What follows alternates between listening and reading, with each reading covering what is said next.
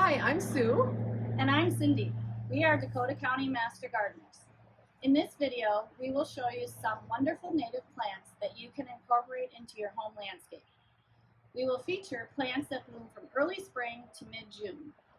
In our home landscapes, and those that we help manage, like the City Hall Pollinator Garden here, we use strategies to create habitat for insects like our native bees and butterflies. We will share some of these strategies with you and show you some native plants that are great not only for your landscape, but also for pollinators too. So let's get started. A good place to start is in late April, and we're in our City Hall Pollinator Garden, where we have been cleaning up the garden a little differently than you may clean up your garden. We want to make sure we have habitat. So what we have done is leave the last year's stems on the upright stems. We cut them to about 15 inches from the ground because inside these stems, our stem nesting bees will find a place to lay their eggs.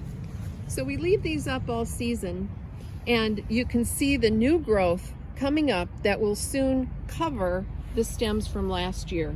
So you won't even see them, and the bees will be the eggs from the bees will be in there.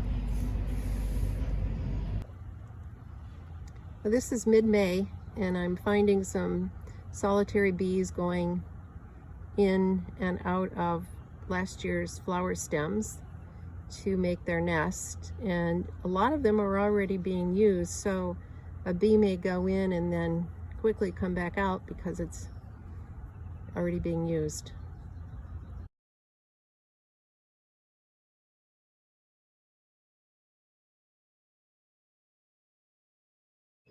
Another strategy is to leave the leaves on the ground because butterflies overwinter in some form of either their larvae or their eggs, or adults overwinter in the leaves, and they have not emerged yet in late April. So we leave these for the season as well. This is a beautiful early spring blooming tree called a serviceberry, and this has been blooming for about a week now, so it starts about the third week in April depending on the weather. But the bees, when it gets a little warmer today, will be all around the flowers of this tree, and it produces berries after the flowers that cedar waxwings, robins, blue jays, all kinds of birds come to feast on this. There are three early spring blooming plants that we'd love to talk about that are super beneficial for our pollinators. And this first one here is a prairie willow, and it's just starting to bud out, and it will get fuzzy blooms that the native bees just love and really need at this time of year. This prairie willow is the only native Minnesota willow for dry sites. And over here, down here, we have the prairie smoke, which is a beautiful pink blooming plant that later on has like a plume of smoke that comes out, and that plume of smoke seed head lasts for quite some time.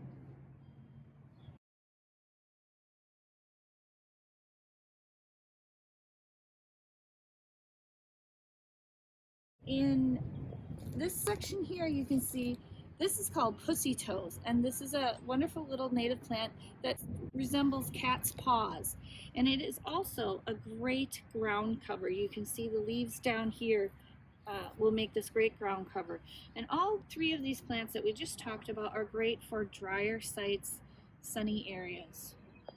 This is a great plant for the spring garden. This is Virginia bluebells, and it's an ephemeral plant, and that means that the entire plant will die back in the summer, and you won't even see it again until next spring, in the early spring. This is a good plant because the queen bumblebees are emerging from below ground at this time of year, and one of the first plants that they encounter for nectar are these beautiful Virginia bluebells. This is a spring ephemeral, called bloodroot, and it gets its name because when you break a stem, there's a red sap that comes out of the stem. This is blooming at the end of April, and it will disappear by June. Here's a wonderful native shrub for your garden. It is called aronia, or commonly called chokeberry. It has beautiful blue berries in the winter and in the spring that birds love. And in the spring it has these beautiful white flowers for pollinators. And then in the fall you'll see magnificent red leaves. And below it you can see here is a Jacob's ladder, which is also a wonderful spring blooming plant for pollinators.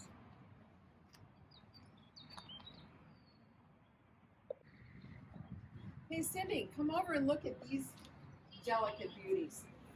These are harebells, and they bloom on top of a very slender stem sporadically all summer. They love hot, dry conditions, and they're visited by small and medium bees all summer. This native iris, called blue flag iris, grows 2 to 3 feet tall and is a good choice for erosion control because it spreads by rhizomes, and they're quite dense. The rhizomes are quite dense. It's good in rain gardens, as it is here, or in any moist or wet sun or part shade area. It can be divided easily, and it should be divided every 3 years or so. We want to show you a few shots of this native strawberry. Here it's used as a ground cover, and you can see the other native plants growing up through it, such as the prairie smoke and the prairie phlox that is about to bloom. Using a native ground cover as a green mulch instead of purchasing mulch in bags or buying shredded mulch is a great way to help avoid introducing the invasive jumping worm into your garden. The invasive jumping worm is a new invasive and terribly devastating to your gardens and to growing plants. So this is a wonderful way to avoid that, and has such a great look.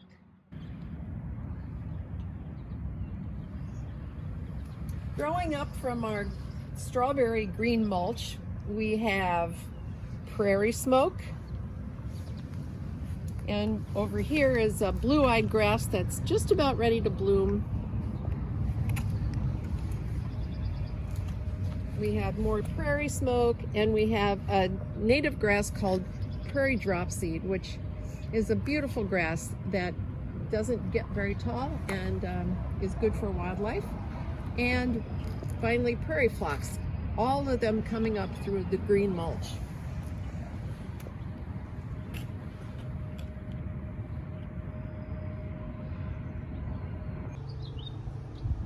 We talked about wild strawberry being a good ground cover or green mulch.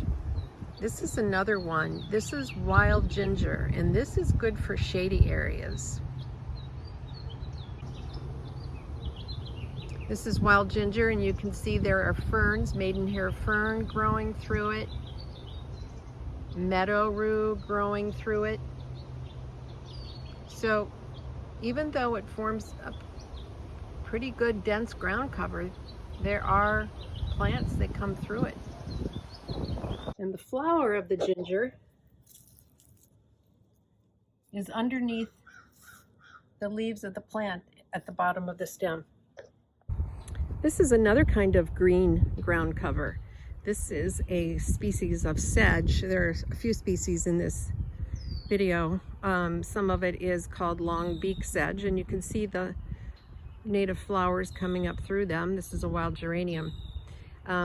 There's a great website called minnesotawildflowers.info that has information on some of the 150 native species of sedges in Minnesota. You can find one for your conditions, whether you have sun, shade, wet, dry, whether you want it 12 inches tall, 6 inches tall, 24 inches tall. You'll find a sedge to fit your condition. So keep this in mind for a green ground cover. This stunning plant is called Baptisia alba, or white Baptisia. It is a quick grower in the spring, and it has striking stems that look like asparagus when it starts to come up from the ground. They have pea-like white blossoms that start opening from the bottom up, and they form long spikes that are very stunning. The plants are popular with bumblebees and other insects, and caterpillars of several skippers and butterflies and moths feed on the foliage. It can grow to about 4 feet tall. It's a beautiful addition to this pollinator garden. Thanks for joining us for a walkthrough of spring blooming native plants. We hope you found some native plants to incorporate into your own home landscapes. Join us again as we take a look at summer blooming native plants.